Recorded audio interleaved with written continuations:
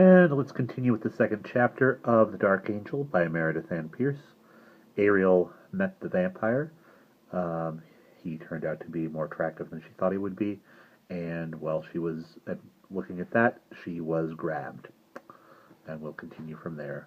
Her first awareness was of being able to breathe again. He had relaxed his grip. The atmosphere was rare yet, thin enough to make her gasp, but she could breathe. The Dark Angel's great wings still beat about her. She sensed the buoyancy of flight.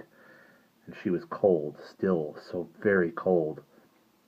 They were descending. She felt it. The rhythm of his wings had changed. And in the distance below she heard a thin wailing, keening, almost screaming. It grew louder and more terrible as they drew near. Shriller, it became more raucous, hoots and shrieks and howls of hysterical laughter, until they were hovering in the midst of it. The buffeting of his wing beats grew so fierce then that Ariel half swooned. The screaming swelled and rose. The Icarus touched down and stilled his wings. He let go of Ariel and dropped in a heap, and she dropped in a heap at his feet. "Get up," he said. Ariel raised her head and looked around her. They were on the terrace of a tower, a tremendously high tower of cold gray stone. It sweated in the light. A spiral stair twisted up the central core, a turn or two above the level of the terrace, to the base of the pool where the standard flew. Of the pole where the standard flew. It must have been woven of witch's breath, thought Ariel. So light it was that even the seldom wind at such a height could lift it, send it streaming back from the pole in long furls.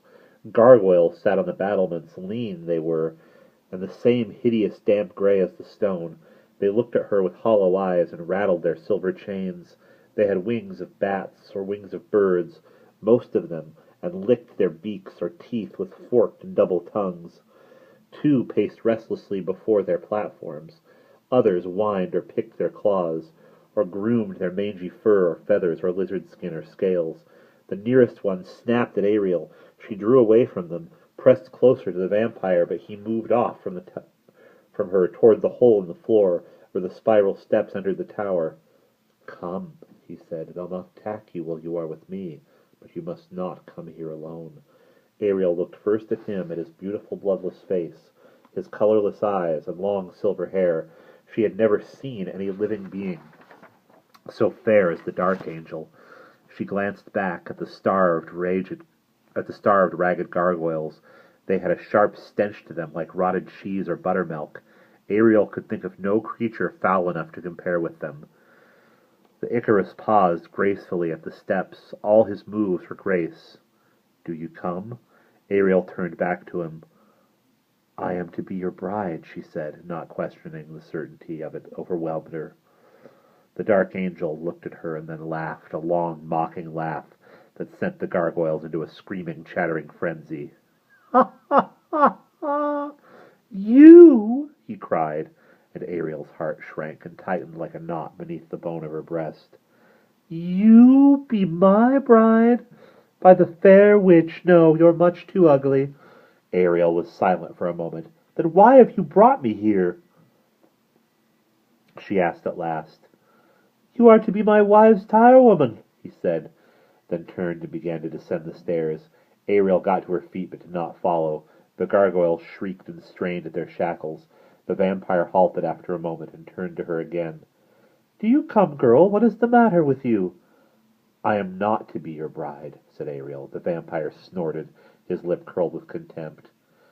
"And why in the world should I why in this world should I have to do with you? Certainly you can see your looks are hardly worthy of one such as I. Look at yourself.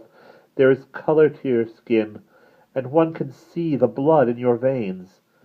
You are scant and scrawny, your hair is yellow, and those fig-green eyes— There, have I said enough?" Ariel looked at his flawless white skin that had no delicate tracery of blue veins beneath, his hair fine as filament, and platinum fair. Her own skin and hair were dark by contrast. The Icarus continued, "However, despite that, you are hideous to look at. I have brought you here. You can spin and weave, can you not, to serve as my wife's tiring woman? Are you not delighted?" When Ariel did not respond, the Dark Angel frowned and folded his arms. "Girl, I do not think you fully appreciate the honor I do you." Ariel came then, and beneath the hard gaze of his disapproving eyes, the menace of his brooding made her flinch, and together they descended the tower into the keep. And there we will pause.